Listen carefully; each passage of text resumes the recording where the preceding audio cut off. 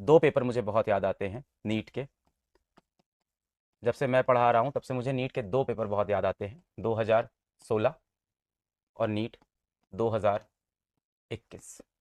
NEET के ये दो इंसिडेंट मुझको हमेशा याद आते हैं, जिस वक्त हम लोग ने सब ने कहा था कि हाँ, जो फिजिक्स का खास करके पेपर था वो टफ आया था।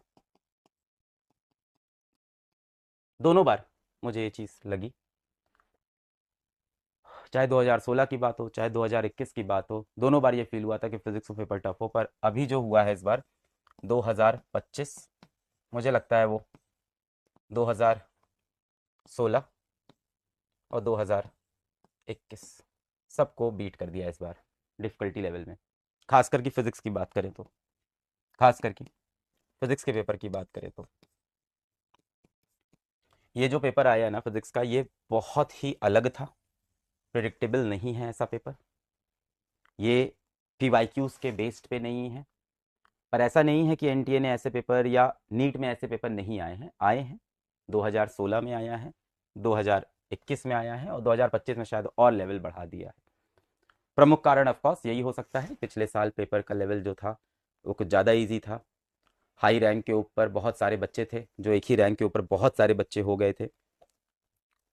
अब एक ही मार्क्स के ऊपर बहुत सारे बच्चे थे। पिछले साल आपने देखा था कि 715 715 715 710 710 705 ये एक नॉर्मल स्कोर हो गया था। 690 एक पीछे का स्कोर होने लग गया था। 650 पे तो गवर्नमेंट मेडिकल कॉलेज नहीं मिल रहे थे पिछले साल 650 पे। हो सकता हो इसी चीज़ को बेहतर करने के लिए या इस चीज़ को सही करने के लिए पेपर का लेवल बढ़ा दिया गया हो इस साल।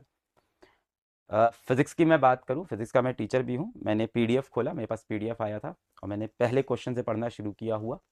डायरेक्ट क्वेश्चंस नहीं है, बिल्कुल भी डायरेक्ट नहीं है। एक क्वेश्चन के अंदर मल्टीपल कॉन्सेप्ट्स डाले गए हैं। कोई भी क्वेश्चन ऐसा नहीं है कि आपने किताब में या पीवाईक्यू में कहीं देखा होगा और आप सीधा मार दोगे। हर क्वेश्चन में आपको दिमाग लगाना है, सोचनी है चीज़ें। मतलब मुझे लगता है कि ये जो पेपर नीट का इस बार बनाया है, ऐसा मुझे फील होता है। बाकी टीचरों को क्या फील होता है मैं नहीं जानता। मुझे लगता है नीट ने अपना लेवल जेई मेन से बहुत ऊपर कर दिया इस बार। जेई मेन से बहुत ऊपर था। मैं सही गलत की बात नहीं कर रहा हूँ, पर यह है सच। जेई मेन से भी टफ था और अच्छा खासा टफ था। It is much much much bigger than, बहुत डिफरेंस, बहुत बड़ा कर दिया as compare to JEE main. मतलब जेई मेन का भी जो लेवल होता है ना, वो इस बार के नीट 2025 के फिजिक्स के सामने, स्पेशली नीट 2025 के सामने ये लेवल बहुत ज़्यादा था। जेई मेंस को बहुत गुना बीट कर दिया इसने। इसके बहुत सारे रिपरकशंस होंगे, बहुत सारे रिपरकशंस होंगे इसके।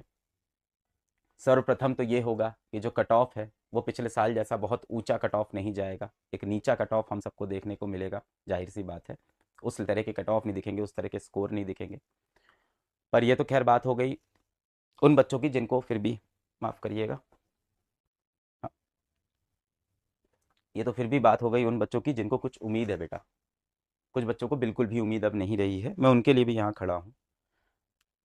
सच बात है, पेपर डिफिकल्ट था और अभी आपके मन में बहुत ज़्यादा यहाँ से हार होगी, दुख होगा, गम होगा। दुख होगा यार, बहुत ज़्यादा। बहुत सारे कमेंट्स पढ़े मैंने, बहुत सारे।